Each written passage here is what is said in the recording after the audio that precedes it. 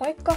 Täällä Hensku ja nyt ei ole 2 viikkoon tullut uutta videota ja mä oon tosi pahoillani siitä. Mulla on ollut kauheasti kaikki koulujuttui ja ei vaan ollut aikaa tai sit vaan ei oo kiinnostunut ja muutenkaan ei oo nyt lähiaikoina ihan hirveästi tullut videoita. Mut mä oon kyllä yrittänyt tehdä musiikkivideoa ja mä oon vaan editoinut sitä ja se ei oo vieläkään valmis. Ja muutenkin kun mun editointiohjelma meni ihan sekaisin, niin mut kuitenkin mennään nyt videoon. Eikä niin kuin tiedätte, niin koulut on nyt taas alkanut, joten tänään me askarellaan Petselyä luokkahuone.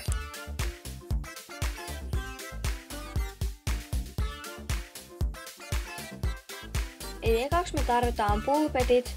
Ja mä käytän pulpetteina tulitikkuaskeja ja siitä tätä laatikkoa saa.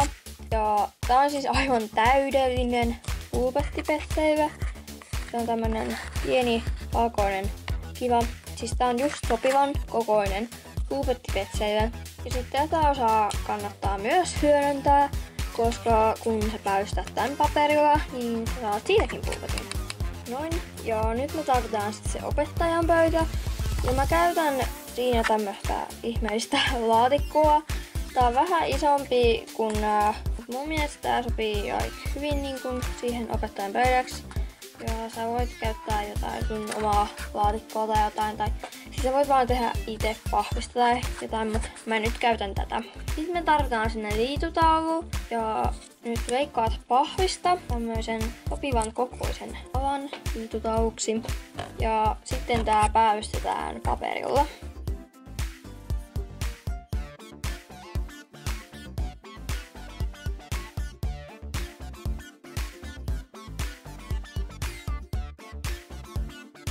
Näin. Ja nyt mä kiinnitän tän sinitarralla tänne seinään. Mut jos sä haluat, niin sä voit tehdä tästä niin kuin kokonaisen huoneen. Sit sä vaan niin kuin pahvista teet ne seinät ja lattiat ja päästät ne paperilla ja sitten kuumaliimapyssyllä liimat ne yhteen. Ja sit sä voit kuumaliimapyssyllä tän taulun vaikka liimata siihen seinään. Mut mä en nyt jaksa tehdä mitään kunnon huonetta. Ja nyt tää itse luokkahuone alkaa olemaan valmis, mut sit mä vielä bonuksen näytän teille, että miten sä voit tehdä tämmösen koulukirjan ja kynän.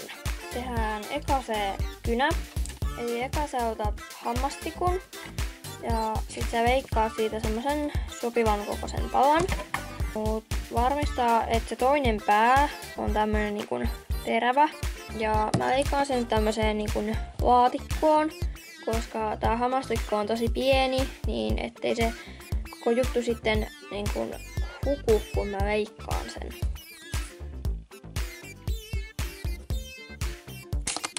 Näin. Ja nyt tää terävä pää täältä väritetään sillä värillä, minkä värisen sä tästä haluat. Ja mä teen tästä lyijykynän, niin mä sitten lyijykynää tätä täällä värittelen.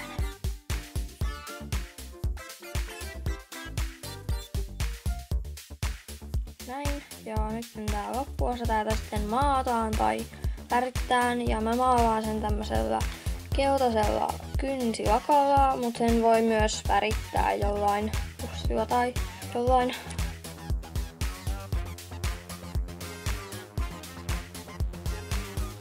Ja nyt maataan sen kuivaan.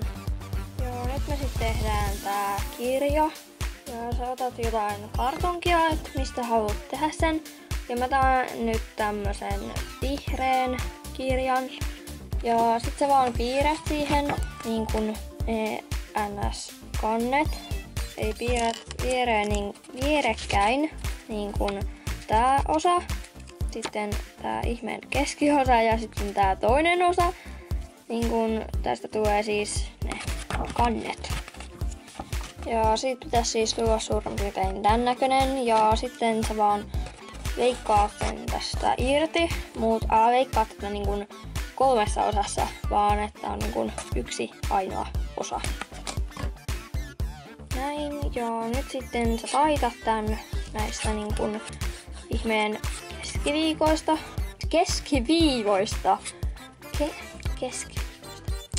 Miten meni niinku omasta mielestä?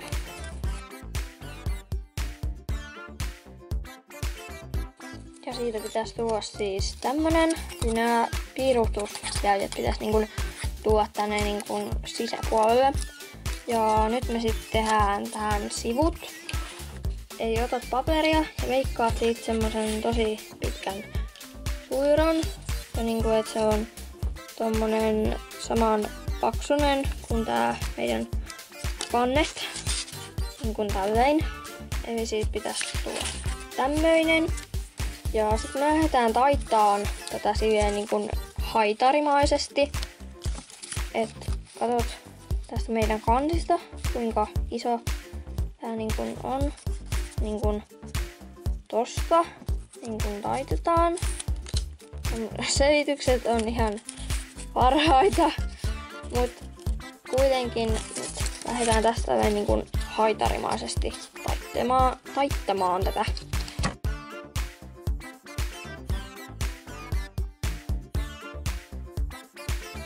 Näin. Ja sitten tää jäljelle jäänyt pala voidaan tosta vaan leikata pois. Eli siitä pitäisi tulla tämmöinen. Ja sitten me laitetaan puikkoviimaa tälle niin kuin toiselle puolelle. Näin. Ja nyt me niin kuin taitetaan tää näistä taitoskohdista, mitkä me tehtiin. Tää on niin kuin tätä liimaa. Niin me lähdetään tälleen näin niin kuin taittamaan tätä, jos nyt ymmärrätte. Näin, ja siitä pitäisi siis tulla niin kuin tämmöinen. Niin kuin tämmöinen näin. Ja jos se on niin kuin täältä tai täältä niin kuin jotkut sivut on pitempiä kuin toiset, niin ne voidaan sieltä vähän leikata. Ja nyt me sitten liimataan nämä sivut näihin kansiin. Että niinku laitetaan tänne liimaa ja sitten vaan laitetaan tää siihen.